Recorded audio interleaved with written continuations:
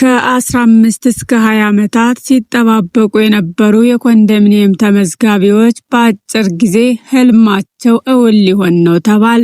የከተማ አስተዳደሩ እንዳሉት እነዚህ ቆጣቢዎች የቅድሚያ የሚሰጣቸው ናቸው ሲሉም ገልጸዋል። የእድሉ ተጠቃሚ የሚሆኑት ተጠቃሚዎች ምን ያህል መቆጠብ አለባቸው? የቤት ተስፋ የለንም ብለው ቁጠባ ያቋረጡትስ መፍትሄው ምንድነው? እጣው መቼ ይወጣል? ቅድሚያ ክፍያውስ ምን ያህል ነው? ለሚሉት ጥያቄዎች መልስ የሚሰጥ ዝርዝር ማብራሪያ ይፋ ሆኗል። የተመዝጋቢዎች ግዴታዎችና ኃላፊነቶችስ ምን ናቸው? የሚሉትን በዝርዝር እንመለከታለን። እስከ መጨረሻው አብራችሁን ቆዩ። የአዲስ አበባ ከተማ አስተዳደር ከንቲባ ወይዘሮ አዳነች አቤቤ በከተማዋ እየተካሄደ ስላለው የመኖሪያ ቤት ግንባታ ሰሞኑን ሰፋ ያለ ማብራሪያ ሰጥተዋል። የከተማ አስተዳደሩ የቤት አቅርቦትን ለማሳደግ በተለያዩ አማራጮች ቤቶች እየተገነቡ ቢሆንም በየጊዜው እያደገ ከመጣው ፍላጎት አንጻር አሁንም ሰፊ ክፍተት እንዳለም ጠቅሰዋል። ባለፉት 5 ዓመታት በመንግስትና በግሉ ዘርፍ አጋርነት በግልጽ በሪል ስቴት አልሚዎችና በሌሎች አማራጮች ከ480 ሺህ በላይ ቤቶች የተገነቡና እየተገነቡ መሆኑን ጠቅሰዋል። ብዙዎቹ እየጠየቁ ስላሉት የጋራ መኖሪያ ቤቶች ጉዳይም በዚሁ የሰሞኑ ማብራሪያቸው የገለጿቸው ጉዳዮች ነበሩ። በተለይ የመኖሪያ ቤት ግንባታዎችንና የጋራ መኖሪያ ቤቶች ተመዝጋቢዎችን በተመለከተ የሰጡትን ገለጻ እንመለከታለን። የቤት ፍላጎት በየጊዜው እየጨመረ መሆኑንና ይህንን ፍላጎት ከግምት በማስገባት አስተዳደራቸው እየተከተለ ያለው አሰራር በተለያዩ አማራጮች የሚገነቡ ቤቶችን ማበራከት በመሆኑ በዚሁ በአግባቡ እየተሰራበት ሲሆን ይህም የቀድሞ የኮንዶሚኒየም ተመዝጋቢዎችን ታሳቢ ያደረገ መሆኑንም ጠቅሰዋል። ነገር ግን የአስተዳደሩ አካሄድ ከዚህ ቀደም ቤት ለማግኘት የተመዘገቡ ነዋሪዎችን ፍላጎት ብቻ ታሳቢ ያደረገ ሳይሆን በየጊዜው እየጨመረ ያለውን አዳዲስ ጥያቄዎችን ሊያስተናግድ በሚችል መልኩ የቤት ግንባታዎች እንዲካሄዱ መሆኑንም አክለዋል። ነገር ግን እየተገነቡ ካሉ ቤቶች ለቆጣቢዎች ቅድሚያ በመስጠት ቤቶችን የማስተላለፍ እቅድ እንዳላቸው አስታውቀዋል። ከንቲባዋ አሁን የጀመርናቸው ቤቶች በአስተዳደሩ ወይም በመንግስት በጀት እየተሰሩ ያሉ ናቸው። በመንግስት በጀት የተገነቡ ቤቶችን እንዴት አድርገን ቆጣቢዎች መክፈል የሚችሉበትን አግባብ እንዘርጋ የሚለው ላይ ከኢትዮጵያ ንግድ ባንክ ጋር ተነጋግረንበት አሰራሩ ላይ ወደ መግባት መተናል በማለት ገልጸዋል።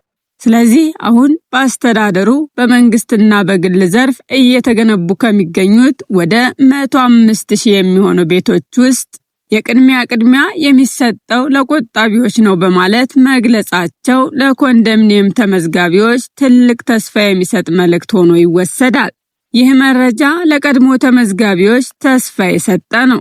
ምክንያቱም አስተዳደሩ ለእነዚህ ተመዝጋቢዎች ቤቶችን በምን አይነት አግባብ ሊያስተላልፍ እንዳቀደ ዘርዘር ያለና ተጨባጭ መረጃ የቀረበበት ነው ተብሎ አይታሰብም።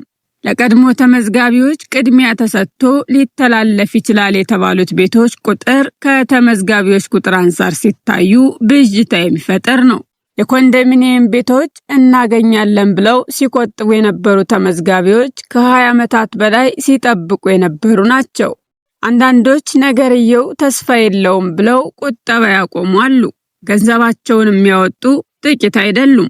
አሁን ከአስተዳደሩ እየተሰማ ያለው መረጃ ቤት ለማግኘት እየቆጠቡ ያሉ እድል ያላቸው መሆኑን የሚጠቁም ቢሆንም እንዴት የሚለው ጥያቄ በቂ ማብራሪያ አልተሰጠበትም። የእድሉ ተጠቃሚ የሚሆኑ ተመዝጋቢዎች ቤቶቹን ለማግኘት ምን ያህል መቆጠብ አለባቸው?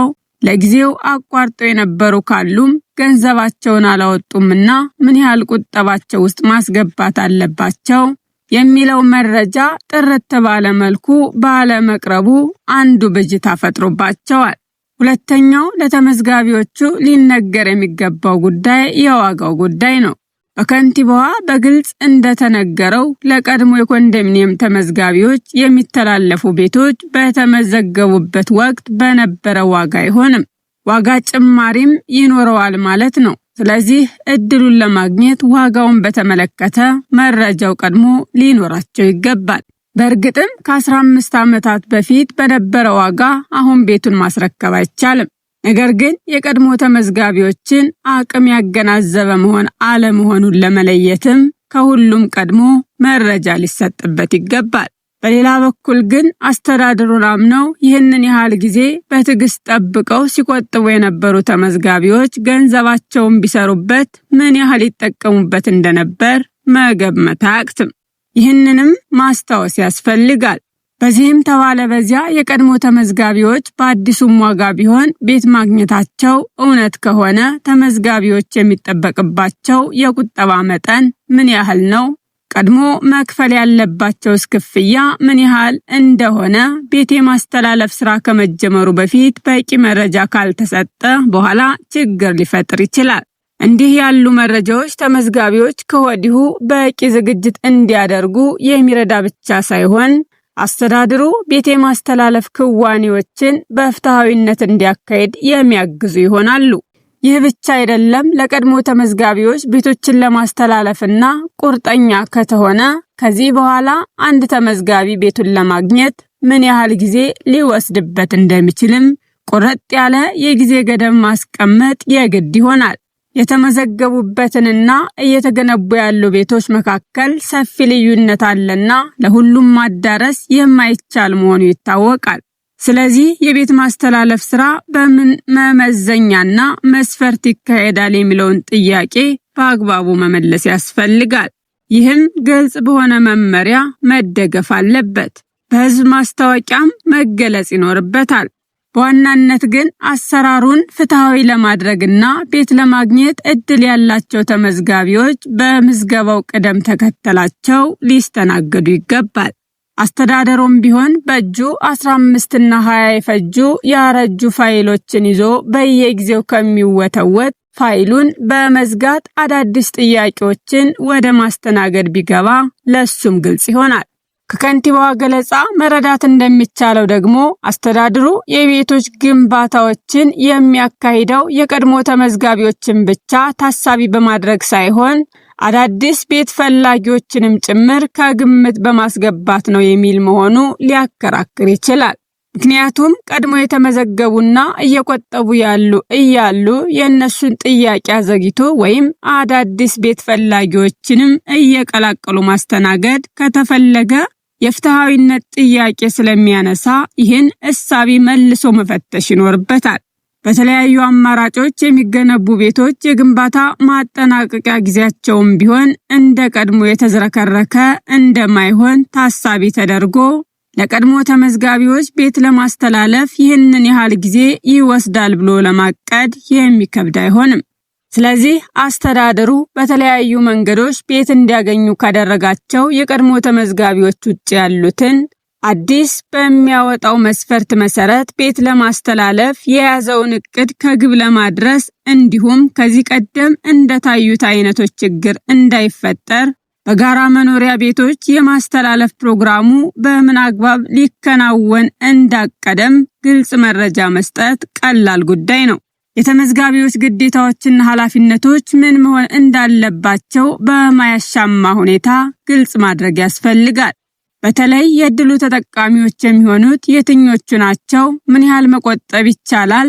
ያቋረጡ ካሉ ቁጠባቸውን መቀጠል የሚችሉበት ሁኔታ እንዴት ነው? የሚለው ሁሉ መልስ ሊያገኝ ይገባል። ይህ ካልሆነ አሁንም ሌላ ችግር ውስጥ የሚገባ ይሆናል።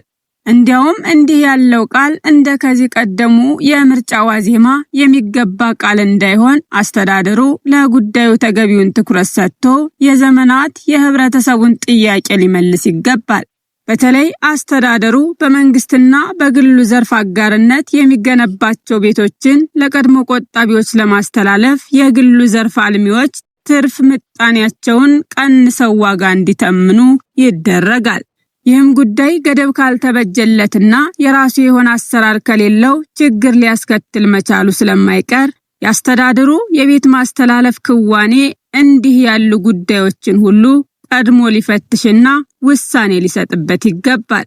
ሲጠቃለል የቤት ማስተላለፍ ትግበራው በቂ መረጃ ይሰጥበት፣ ፍትሃዊ እንዲሆን አሰራሩን የተመለከተ ማንኛውም መረጃዎች ህብረተሰቡ ቀድሞ ማወቅ አለበት። እነዚህንና መሰል መረጃዎች በፍጥነት እንዲደርሷችሁ ሰብስክራይብ ያድርጉ።